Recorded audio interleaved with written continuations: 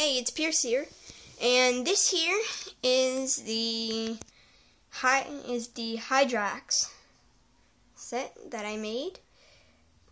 So as you can see, I have the whole line up here, and this here is the fully grown. Back there's the queen. Right here is the larva. You have the proto egg and the egg. Oh, sorry, it rolls a little. Because, yeah, it's made out of 2 wheel rims. So, first of all, I'm going to start off with the queen. So the queen lays the eggs. She has, like, 4 blue eyes. I used an old scroll armor piece. Sorry, I'm just going to bring her over here.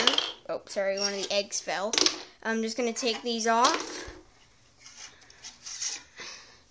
So, let's focus on the queen. So, the queen has 2 scythe-like arms on top and 2 smaller arms on the bottom, which she uses to listen, like a cricket almost, because you see those flaps? She has no actual ears on her head, so it's like a cricket. She uses her legs to hear. It's pretty cool.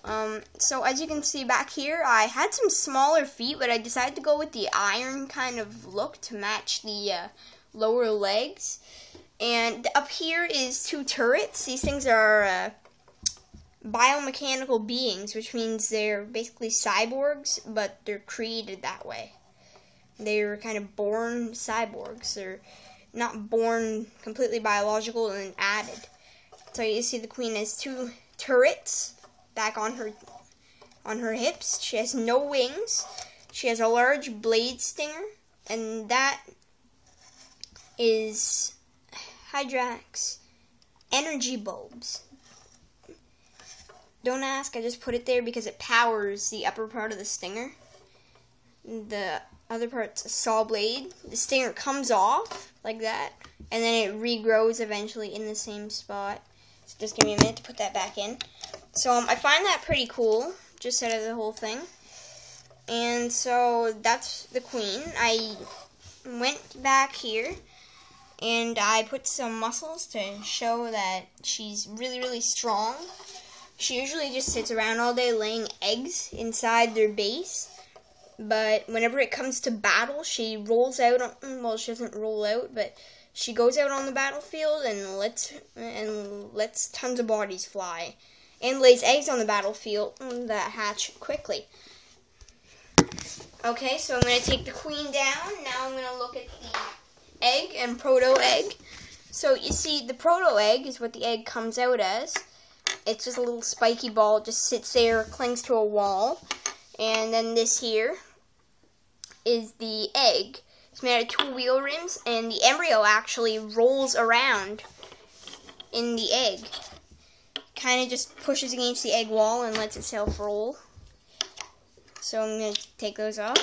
And then I'm going to look at the larva. Oh, there. The larva has a helmet that can be used to bash against foes, and a little bit of armor. I went for the grayish look up here, because it seems to go well with the cap. And I used black armor down here, because you don't really see it very much. You only see one little space of it. And then it has a gray tip, so I decided I would go with like a black mid-body for like a patterned look. So I'm going to look at the fully grown now. As you can see, what does this fire exactly? Well, it actually fires super-powered particles, hypercharged particles. And due to the abrasive, raw nature of the particles, it leaves a raw, sensitive spot where it hits. And it makes the prey, or enemy, easier to finish off with these dual blades that are built into their hands.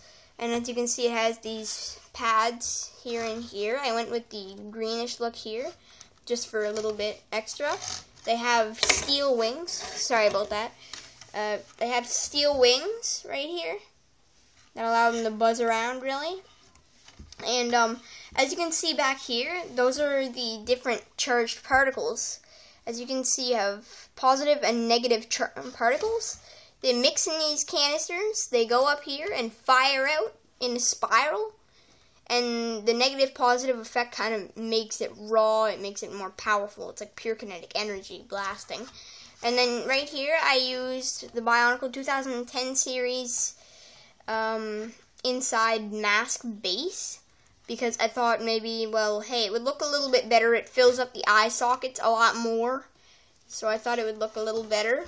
As you can see, I made the dual blades out of, an old piece, 2 old pieces, well actually 4 old pieces, 1, 2, 3, 4, and over here I used some of the Fantoka pieces right here. I think they're called the yeah, it's the Fantoka, yeah, I think so.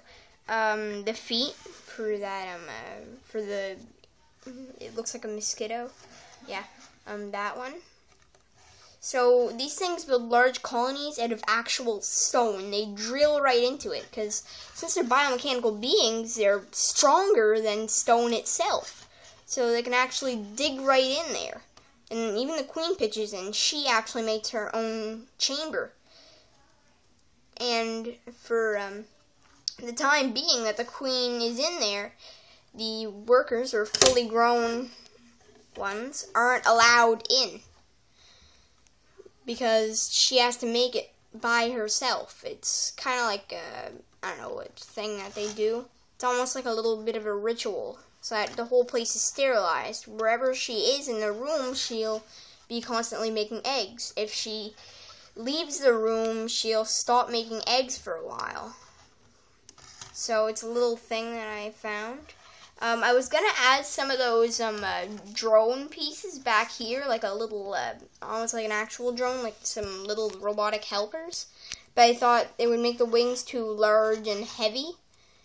So it has a lot of playability to it. You can pose this guy a lot. You can actually make him swing down on thread. It's pretty cool. And as you can see, I used this green tip just to make it look like it's glowing a bit, to go with the eyes and the not the blades, but the protection here. So that's the end of my video. Bye.